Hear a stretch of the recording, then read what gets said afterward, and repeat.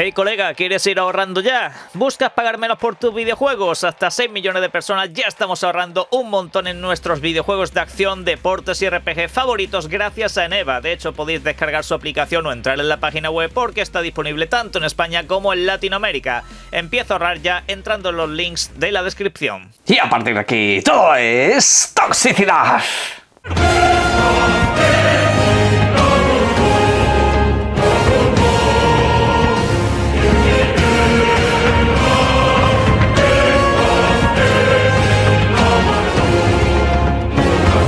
Buenas señores, feliz final de semana, disfruten mucho de los videojuegos que tengan pendientes porque dentro de unos días, dentro de una semanita, estaremos dando aquí todos los eventos de videojuegos impresionantes que tienen por lanzarnos esta gente. Por lo demás, tenemos mucha actualidad de la que hablar en el día de hoy, quedaros por aquí porque os va a molar.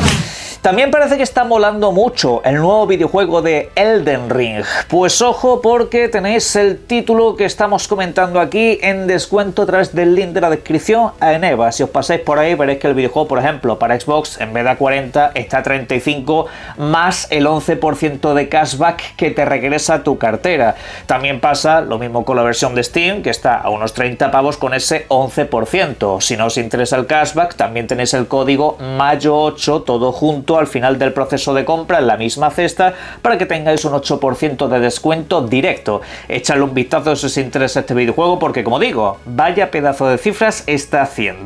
Dicho título se ha convertido en un auténtico exitazo, al menos en las primeras horas de su lanzamiento, porque por ejemplo en plataformas como Steam de Valve pues se ha colocado con más de 300.000 usuarios simultáneos en la noche de ayer. Estamos hablando de un pico de lanzamiento brutal, superando a otros videojuegos como por ejemplo Dragon's Dogma 2 o mismamente Expedition 33, Space Marine 2.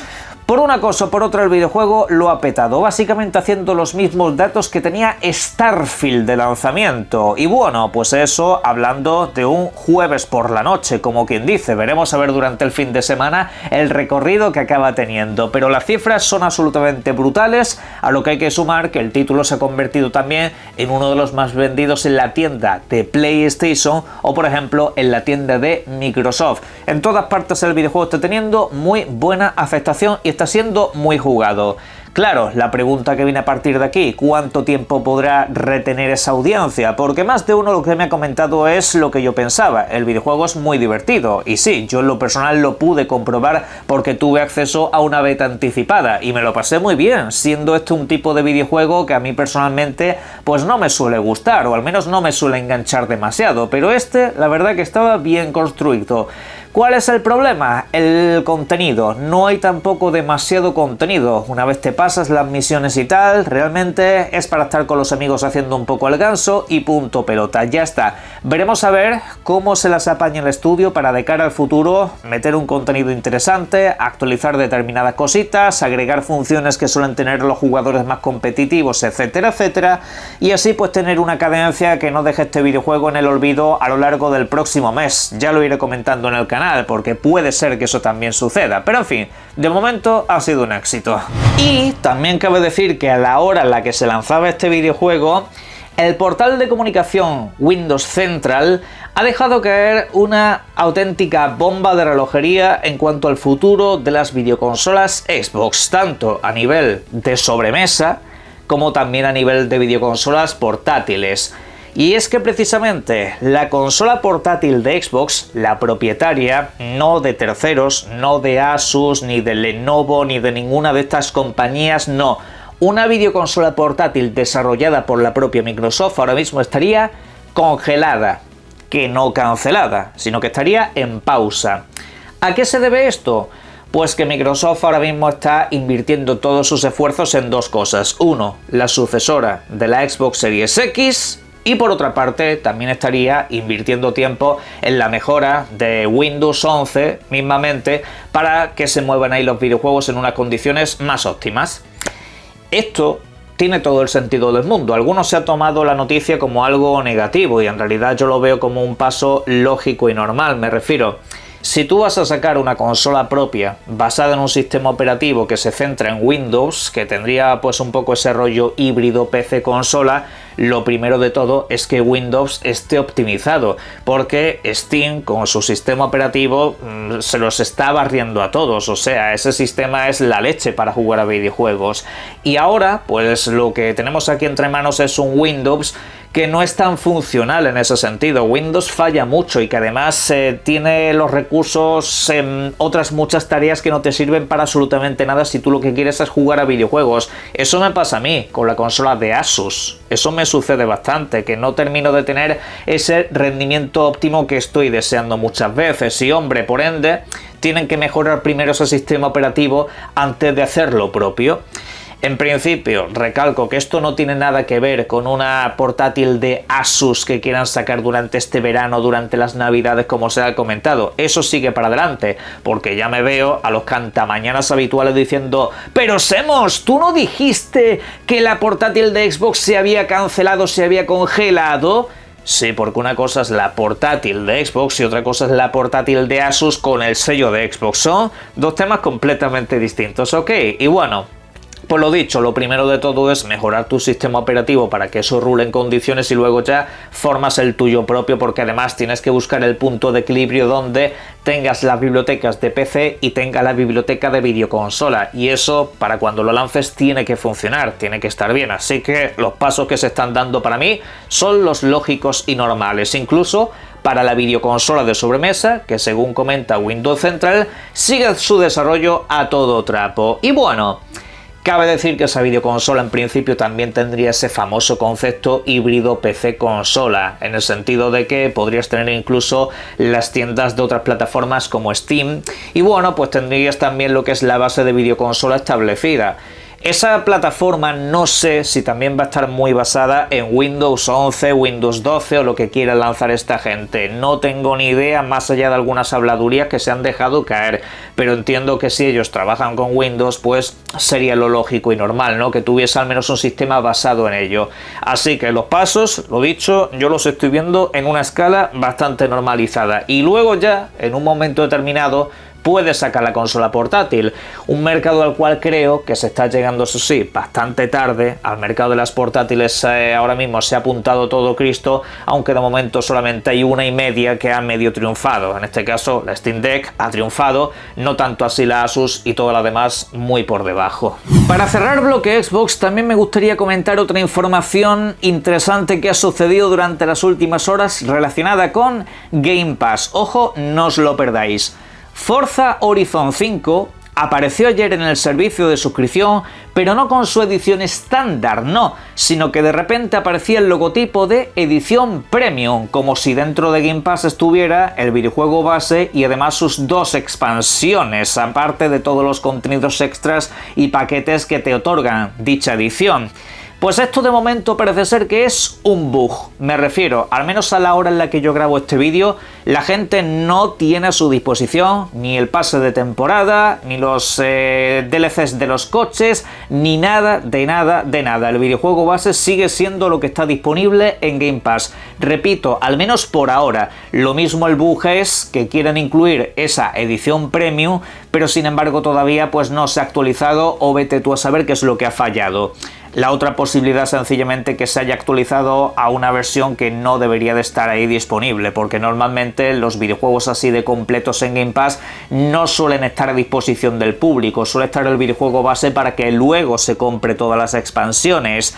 Aunque cabe de decir que últimamente también ha sucedido con otros videojuegos del estilo Rise of Rome, un título que agregó recientemente a Game Pass, y esto sí es 100% confirmado, todos los contenidos extra, es decir, la edición superior de todas es la que ahora mismo tenéis disponible en esta suscripción. Así que esto no es descartable que esté sucediendo con un videojuego propio de Xbox. La verdad, no me sorprendería para absolutamente nada, aunque es una edición demasiado tocha, así se ha dicho. Pero bueno, comprobad durante las próximas horas a ver si eso ha cambiado, a ver si tenéis todos esos paquetes de contenido, porque ya sería un auténtico lujazo. Las expansiones de este videojuego son casi tan buenas como el videojuego base. Y ojo, porque vamos a entrar en la sección favorita de muchos en este canal. La sección tengo unos cojonazos enormes.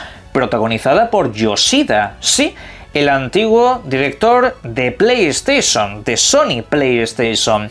Ha dejado caer que las suscripciones son peligrosas para la industria. Ha dejado caer que pueden incluso detener el avance de la misma y la creatividad de los artistas que se verían limitados en sus funciones. Quiero dejar claro que no solamente se está refiriendo a Game Pass, porque en las redes sociales gente rata malintencionada, como siempre, ha expuesto que Yoshida se está metiendo con Game Pass, se mete con las suscripciones, simplemente dice que a lo mejor PlayStation Plus no le parece tan dañina como Game Pass porque no mete sus videojuegos día 1. Pero en ese discurso lleva implícito que le parece dañina en menos grado, pero que las suscripciones en general pues no le gustan a este buen hombre. En fin, cabría decirle a este señor, a este caballero, que lo peligroso para la industria, ¿saben ustedes qué es? No las suscripciones, eso es una alternativa. Nadie obliga a jugar a un videojuego a través de una suscripción. Es algo que está ahí, ya está, para que el usuario menos pudiente pueda acceder a videojuegos aunque no se los quede en propiedad. Eso se llama pues el alquiler de toda la vida. No, yo llevo alquilando videojuegos desde tiempo de Matusalén, para que os hagáis una idea. Yo así es como he conocido la mayor parte del mundo de los videojuegos. Pues cuando era un chaval alquilaba videojuegos, no eran míos, pero los disfrutaba. Así conocí Devil May Cry, God of War, así conocí pues básicamente todas las sagas que me encantan hoy en día a través del alquiler, y eso no es malo. Eso de hecho a mí me han convertido en el jugador que yo soy hoy en día y en el comprador que también soy hoy en día, porque lo primero es amar el medio, y una vez te conviertes en alguien pudiente pues compras todo lo que quieras. Pero señores, es que es muy difícil comprar un videojuego hoy en día. Hoy en día los videojuegos se acaban de establecer en los 80 y 90 plomos. Eso es lo malo para la industria. Eso es lo realmente nocivo, cuando tú quieres tener el videojuego y te dicen 80, 90, pero ya casi por cualquier videojuego. Esto es lo que he comentado en los últimos meses, en las últimas semanas, en los últimos días. Está muy bien decir, no, pero es que GTA es normal que te venga a 90 o 100 euros de precio. Ya, es normal en GTA, porque hay gente que solamente se va a comprar el GTA durante toda la generación. El problema es que una vez das pie a eso, todas las demás hacen lo mismo. Y a partir de ahí, ¿qué es lo que sucede? Que el GTA sí te lo van a comprar, pero el otro y el otro no. El Doom ya habéis visto lo que está sucediendo, ¿eh? Que ese videojuego pues no ha tenido una cifra de ventas ni remotamente cercanas a lo que ha sido Eternal y demás.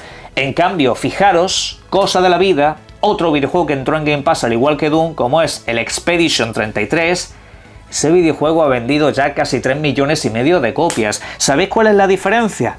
El precio. El precio. No vengamos aquí a hablar de términos de calidades y todo eso también, por supuesto, pero el precio. Eso es lo que marca la tremenda diferencia. Y si cada vez me vas a vender los videojuegos más caros, si cada vez todo va a subir más, pues hombre, ahí sí que estás haciendo daño a la industria. ¿De qué se están quejando muchas casas desarrolladoras? Es que la gente compra menos. Claro, y tu solución es subir el precio de las cosas para que te lo compren todavía menos. No, pero es que si lo subo así por cada venta gano más dinero. Ya, pero cada vez pierdes más clientes. Es la pescadilla que se muerde la cola. Esta industria está completamente descabezada. Y este tío, entre otros cuantos, son precisamente partícipes de esto que estamos viendo a día de hoy. Y lo que todavía está por llegar.